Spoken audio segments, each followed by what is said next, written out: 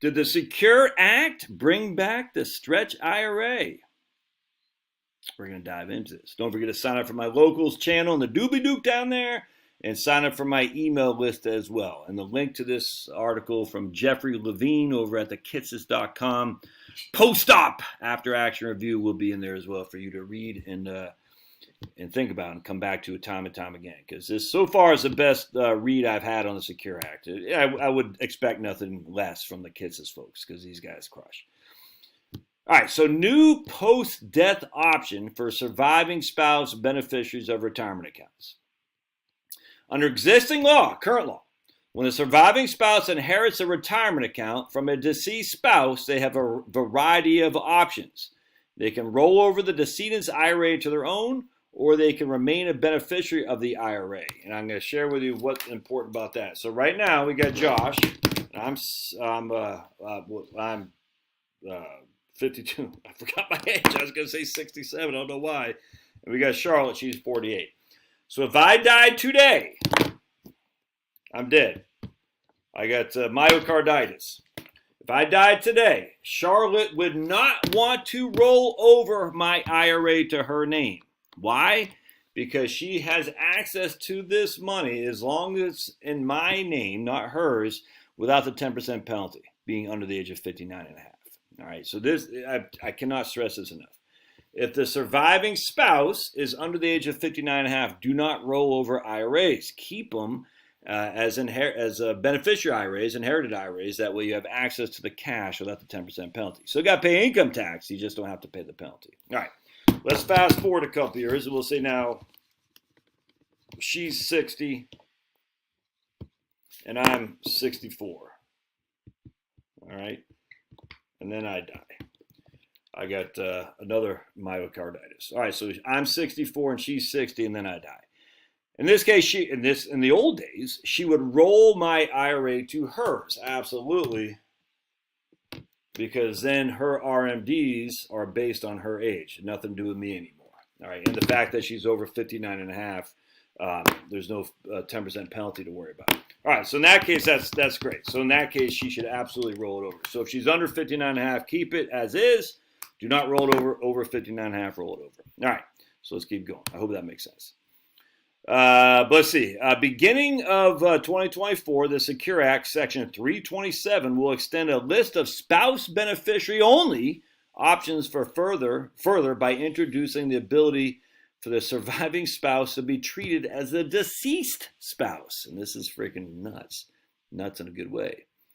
RMDs for the surviving spouse will be delayed until the deceased spouse, which have reached the age which RMDs begin. All right, so RMDs under the new rules would be delayed until the RMD age for the deceased began. All right, so just going back to Charlotte and Josh. All right, so we got Josh.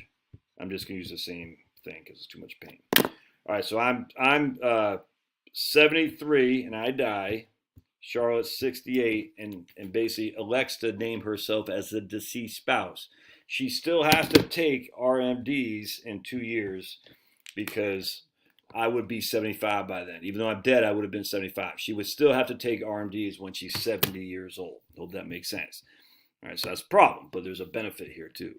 Once RMDs are necessary, the year the decedent, me, would have reached RMD age, 75, the surviving spouse will calculate her RMDs on the uniform life table, which is much, much better than a single lifetime table. So even though she'll start having to take RMDs well before she's of the RMD age, all right? So remember, if you're born in 1960 or later, your RMDs are when you hit 75.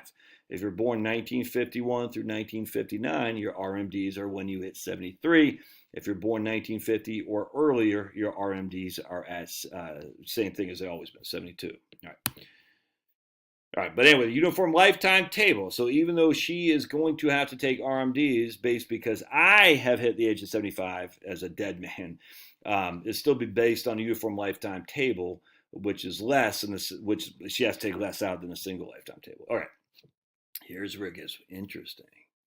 If the surviving spouse dies before RMDs begin, so this is Charlotte, all right? She dies before RMDs begin. All right, so let's draw this up again. Well, let me just read this.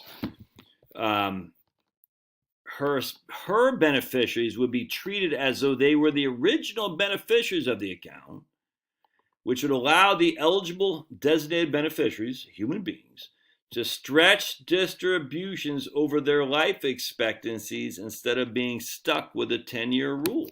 So again, we're going to go Josh, and we're going to go Charlotte. All right. So I'm 73, and I die. Charlotte she names herself as me. She's saying, I am Josh, the deceased spouse. Then so when I hit 75, she would have to have taken RMDs because I hit 75. But then she dies at 69 before I hit 75, thus before I have to take RMDs. And again, because she's declaring herself as me, she would have had to. She dies at 69. Then what happens is, because it's before RMDs, our kids, 25% apiece, can inherit that money and take the RMDs according to their own life expectancies. And given that my kids are 25 years younger, and see, Maddie's 25 years younger than Charlotte. Yeah, 25. Yeah, Charlotte's 25, and Liam is I don't know, 25 years. What Liam was born in 2007. I can't remember. Man, Liam was 33 years. Yeah, so we had 4 kids in 8 years, I think, in 7 years. Either way, Liam's 32 years younger than Charlotte, if that makes sense. So now they can stretch their own IRA distributions over their life expectancy, which is significantly lower than what Charlotte's was, which is based on my record anyway because of rules. Now here's where it gets even more interesting. While regulations will be needed to further flesh out details of this, at first glance it would appear that the primary case will be for surviving spouses who inherit retirement accounts from a younger spouse. I'll talk about that. By electing to treat themselves as a decedent, they will be able to delay RMDs longer, and once RMDs do start, they'll be smaller because of the uniform lifetime table. So here's an example. The King and Queen of Hearts. The King is 65, the Queen is 70. So the King is younger than the Queen. The King dies in a croquet match when he got hit in the head with an errant croquet ball. Under current law, the Queen could roll over the King's IRA into her own, but doing so would have to require her to take RMDs in just a few short years when she hit, we'll just say 75 for simplicity. Alternatively, she could choose to remain a beneficiary of the King's IRA and would delay the RMDs until the King would have reached 75. All right. By contrast, effective in 2024, the Queen can elect to be treated as if she were the King. Thus, RMDs will be delayed for another 5 years until the King was 75. And once they are necessary, would be based on the King's younger age, and thus smaller than they were based on the King's age, or the Queen's age. But even better. So remember now, the Queen, in this case, we're going to have the Queen at 70 and the King at 65. All right, so Queen 70, King 65. So the Queen is saying, I am not naming myself, I'm just going to be, I'm naming myself as if I'm electing to call myself the deceased spouse. I'm electing to call myself the King and keep the account as is. Which means I don't have to start taking RMDs until the King would have been 75 and I would have been 80. All right. And when I do, it's based on the King's life expectancy, the RMD tables, with a uniform table, which is less. So just wonderful stuff here for required distributions. It's fantastic. But even better, if the Queen dies, all right, let's say the Queen dies at 78. The King would have been 73. Guess what, my friends? No RMDs required, even though the Queen is over 75, because the King is only 73. And the Queen can name the princes and princesses as beneficiaries, and they could stretch that money over the course of their lifetimes. huge opportunity here. Let's see, I think he has one final comment.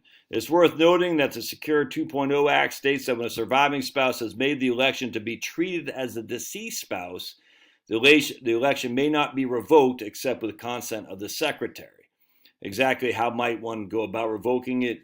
We don't know.